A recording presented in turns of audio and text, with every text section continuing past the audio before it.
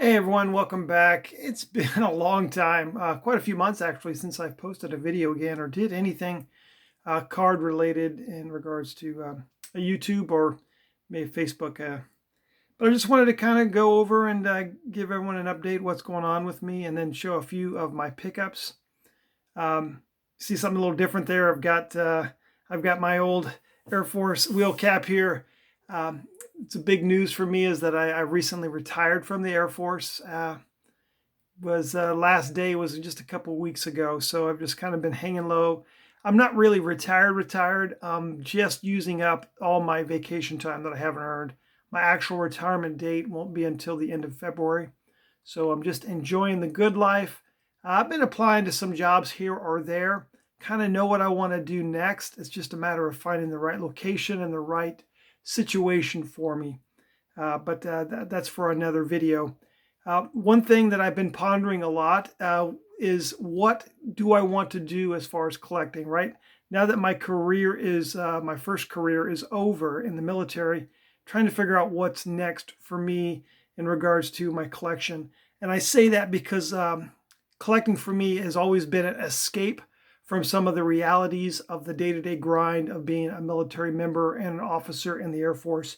Many a day where I would come home frustrated and discouraged, maybe by a difficult mission or a difficult challenge, and it would be that card coming in the mail that would lift my spirits and kind of renew me and get me back into the right frame of mind to go back the next day and get to work, even if you know you're going to get your teeth kicked in here or there.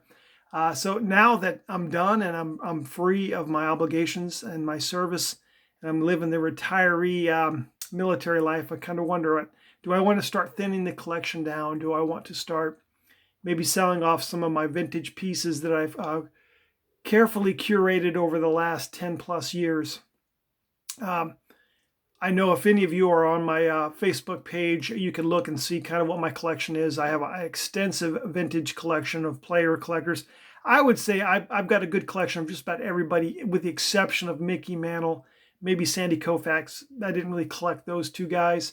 But all of the Hall of Famers from maybe the late 50s, 60s, and 70s, and even some from the early 80s as well. Really nice collection.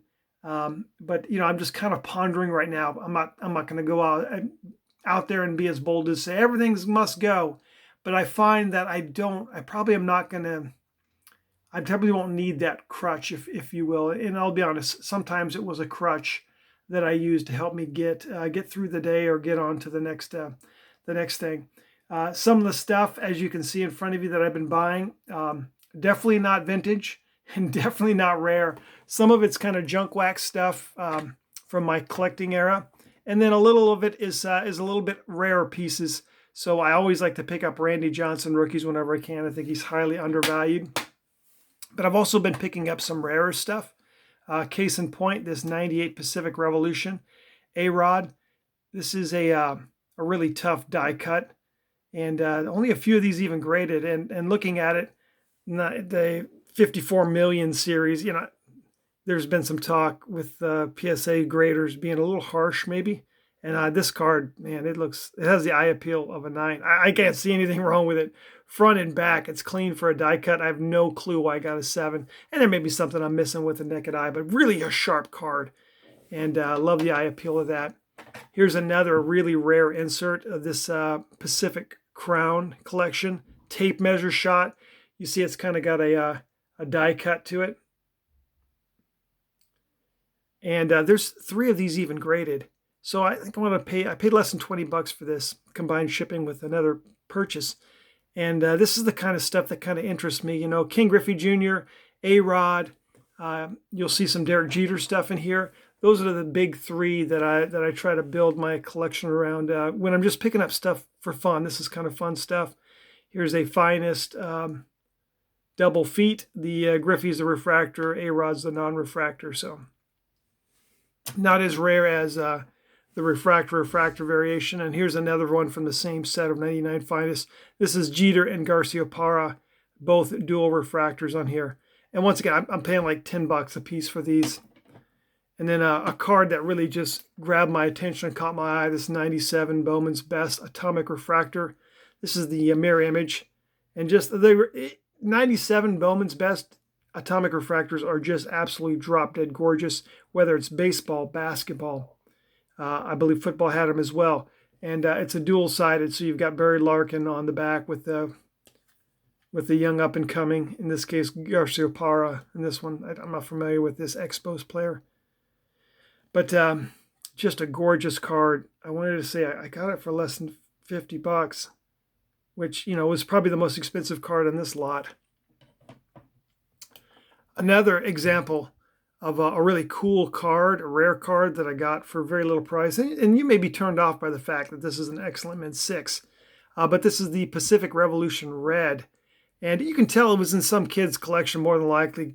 Good wearing on all the corners and edges, just a little bit. It looks like it was in someone's binder or in a stack of cards, that mom may have not quite thrown out, but, threw in a cardboard box somewhere and forgotten about. But on the back, you can see that this is 148 of 299. So only 299 of this red variation. So a pretty rare insert for Pacific Revolution. When you're looking at 90s inserts for, in particular, baseball, Pacific has a lot of good options to get inexpensive, rare cards. Another set, Ionics. This is just the base Griffey. Bundled it with some other cards. Thought it was cool. One of his last cards, and a Mariners uniform from his first stint with the team. And then a 99 Pacific Prism, Derek Jeter. This is the base, but just drop dead gorgeous shine on this card. If you can get this card, like I think I got it, I think maybe got it for under $10. Just a really sharp card. Overgraded probably, I think, as well. Looking at that series number, this was from the same lot that A-Rod was in. A little overgraded. For the Jordan collection, he's there in the number 12. His jersey was stolen on, I think it was the Valentine's game, 1990. Someone stole his jersey, so they had one game. I got a picture of him in that 12 jersey. That kind of tells the story. Basketball-wise, I'm collecting mid-90s, early 90s stuff as well. Alonzo Mourning. Rookie at a 9. A couple Anthony Hardaway. Just got these in today. Same card. About $3.50 a piece on these cards. I mean, really, I'm hardly paying anything on this stuff. Chris Webber, I think I just paid over $6 for this card. This Upper Deck SE rookie. It's a cool Admiral's Choice from Hoops. It's an insert. About $6 for that. And then another guy from the 90s that doesn't get a lot of love, Jason Kidd.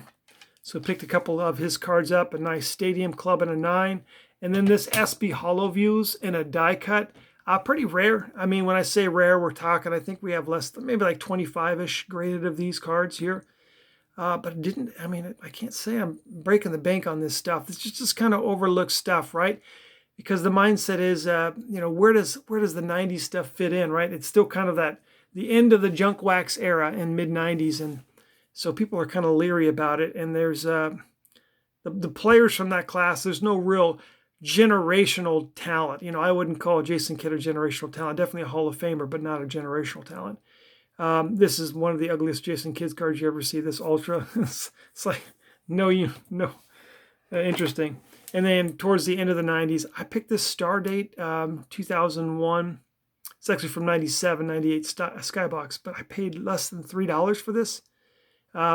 Including, I did pay shipping and handling on top of that, but the card itself, I won it for under $3. And my first HGA card, and this card is it's graded. It's way overgraded on this. Looking at it, from, if I had it out raw, I don't think HGA maybe knows how to grade this kind of card. This Star Date, it's a die cut. And so when they cast it, they take like a metal plate and they kind of impress it and then cut it around the outside. And so that's why you're going to have these ridges and stuff, which you decided to give, oh yeah, the edges are 6.5 or surface is a 5.5. So I don't know what the problem is with this. Even with these subgrades, it's hard to see what issues they saw. But still, man, I would have got this card raw for 10 to 15 bucks. So why not get it for $2.50 at that price? Can't go wrong. A Bowman's Best GAI, the old now defunct grading company. I love how they do the It's kind of like looking at a CD holder. They have the information of the card here, the grade, the card, player, all that. I like also they do first graded on the first graded of that card ever. And so you'll see a lot of those say first graded on there because the company didn't really last that long. You'll see them a lot with packs. That was probably their specialty, packs more than cards. And then just a couple football cards to wrap it up. A beautiful mid-90s SP Marvin Harrison.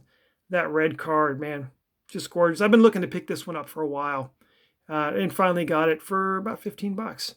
So definitely worth it to me. I'm not looking for high grades and stuff. Just want a personal card for my collection.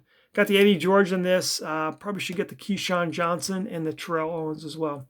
Another just a random bundle card here. This Topps Chrome Marshawn Lynch in an 8. Just something to add to the collection. My first Marshawn Lynch card.